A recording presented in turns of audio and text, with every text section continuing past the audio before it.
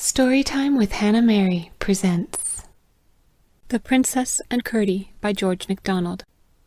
Chapter 23. Dr. Kelman. As soon as he had reason to hope the way was clear, Curdie ventured softly into the hall, with Lena behind him. There was no one asleep on the bench or floor, but by the fading fire sat a girl weeping.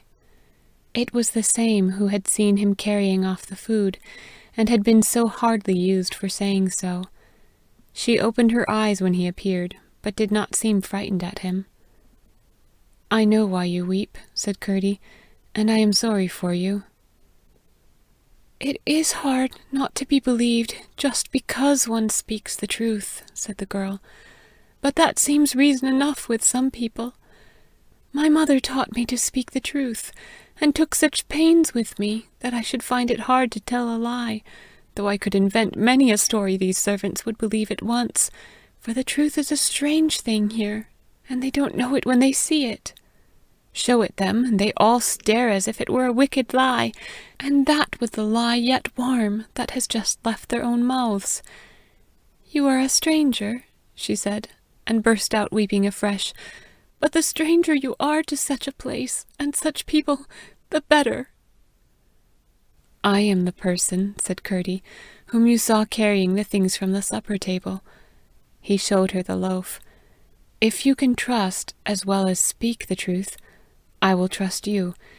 Can you trust me?" She looked at him steadily for a moment. "I can," she answered. "One thing more," said Curdie. "Have you courage as well as faith?" "I think so." "Look my dog in the face, and don't cry out. Come here, Lena." Lena obeyed. The girl looked at her, and laid her hand on her head. "Now I know you are a true woman," said Curdie. "I am come to set things right in this house. Not one of the servants knows I am here. Will you tell them tomorrow morning that, if they do not alter their ways, and give over drinking and lying and stealing and unkindness, they shall every one of them be driven from the palace?" "They will not believe me." "Most likely. But will you give them the chance?" "I will." "Then I will be your friend. Wait here till I come again." She looked him once more in the face, and sat down. When he reached the royal chamber, he found his majesty awake, and very anxiously expecting him. He received him with the utmost kindness, and at once, as it were, put himself in his hands by telling him all he knew concerning the state he was in. His voice was feeble, but his eye was clear, and although now and then his words and thoughts seemed to wander, Curdie could not be certain that the cause of their not being intelligible to him did not lie in himself. The king told him that for some years, ever since his queen's death, he had been losing heart over the wickedness of his people. He had tried hard to make them good, but they got worse and worse. Evil teachers, unknown to him, had crept into the schools, and there was a general decay of truth and right principle, at least in the city, and as that set the example to the nation, it must spread. The main cause of his illness was the despondency with which the degeneration of his people affected him. He could not sleep, and had terrible dreams, while, to his unspeakable shame and distress, he doubted almost everybody. He had striven against his suspicion, but in vain, and his heart was sore, for his courtiers and counsellors were really kind, only he could not think why none of their ladies came near his princess. The whole country was discontented, he heard, and there were signs of gathering storm outside as well as inside his borders. The master of the horse gave him sad news of the insubordination of the army, and his great white horse was dead, they told him, and his sword had lost its temper. It bent double the last time he tried it, only perhaps that was in a dream, and they could not find his shield, and one of his spurs had lost the rowel. Thus the poor king went wandering in a maze of sorrows, some of which were purely imaginary, while others were truer than he understood. He told how thieves came at night and tried to take his crown, so that he never dared let it out of his hands, even when he slept, and how every night an evil demon in the shape of his physician came and poured poison down his throat. He knew it to be poison, he said, somehow, although it tasted like wine. Here he stopped, faint with the unusual exertion of talking. Curdie seized the flagon and ran to the wine cellar. In the servants' hall the girl still sat by the fire, waiting for him. As he returned, he told her to follow him, and left her at the chamber door till he should rejoin her.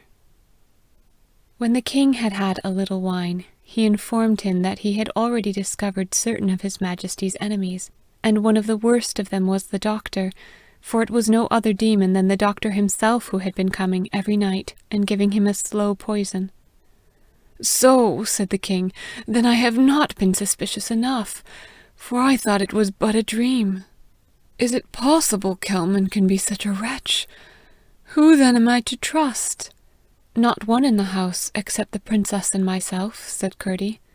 "I will not go to sleep," said the king. "That would be as bad as taking the poison," said Curdie. "No, no, sire. You must show your confidence by leaving all the watching to me, and doing all the sleeping your majesty can." The king smiled a contented smile, turned on his side, and was presently fast asleep. Then Curdie persuaded the princess also to go to sleep, and telling Lena to watch, went to the housemaid. He asked her if she could inform him which of the council slept in the palace, and show him their rooms. She knew every one of them, she said, and took him the round of all their doors, telling him which slept in each room. He then dismissed her, and returning to the king's chamber, seated himself behind a curtain at the head of the bed, on the side farthest from the king. He told Lena to get under the bed, and make no noise. About 1 o'clock the doctor came stealing in. He looked round for the princess, and seeing no one, smiled with satisfaction as he approached the wine where it stood under the lamp. Having partly filled a glass, he took from his pocket a small phial, and filled up the glass from it. The light fell upon his face from above, and Curdie saw the snake in it plainly visible. He had never beheld such an evil countenance. The man hated the king, and delighted in doing him wrong. With the glass in his hand, he drew near the bed, set it down, and began his usual rude rousing of his majesty. Not at once succeeding, he took a lancet from his pocket, and was parting its cover with an involuntary hiss of hate between his closed teeth, when Curdie stooped and whispered to Lena, "Take him by the leg, Lena." She darted noiselessly upon him. With a face of horrible consternation, he gave his leg one tug to free it. The next instant Curdie heard the one scrunch with which she crushed the bone like a stick of celery. He tumbled on the floor with a yell. "Drag him out, Lena," said Curdie. Lena took him by the collar and dragged him out. Her master followed to direct her, and they left him lying across the Lord Chamberlain's door, where he gave another horrible yell, and fainted. The king had waked at his first cry, and by the time Curdie re-entered, he had got at his sword where it hung from the centre of the tester, had drawn it, and was trying to get out of bed. But when Curdie told him all was well, he lay down again as quietly as a child comforted by his mother from a troubled dream. Curdie went to the door to watch. The doctor's yells had roused many, but not one had yet ventured to appear. Bells were rung violently, but none were answered, and in a minute or two Curdie had what he was watching for. The door of the Lord Chamberlain's room opened, and, pale with hideous terror, his lordship peeped out. Seeing no one, he advanced to step into the corridor, and tumbled over the doctor. Curdie ran up and held out his hand. He received in it the claw of a bird of prey, vulture or eagle, he could not tell which. His lordship, as soon as he was on his legs, taking him for one of the pages, abused him heartily for not coming sooner, and threatened him with dismissal from the king's service for cowardice and neglect. He began indeed what bade fair to be a sermon on the duties of a page, but catching sight of the man who lay at his door, and seeing it was the doctor, he fell out upon Curdie afresh for standing there doing nothing, and ordered him to fetch immediate assistance. Curdie left him, but slipped into the king's chamber, closed and locked the door, and left the rascals to look after each other. Ere long he heard hurrying footsteps, and for a few minutes there was a great muffled tumult of scuffling feet, low voices, and deep groanings. Then all was still again. Irene slept through the whole, so confidently did she rest, knowing Curdie was in her father's room, watching over him. End of chapter 23. Find more stories on Instagram at storytime.with.HannahMary.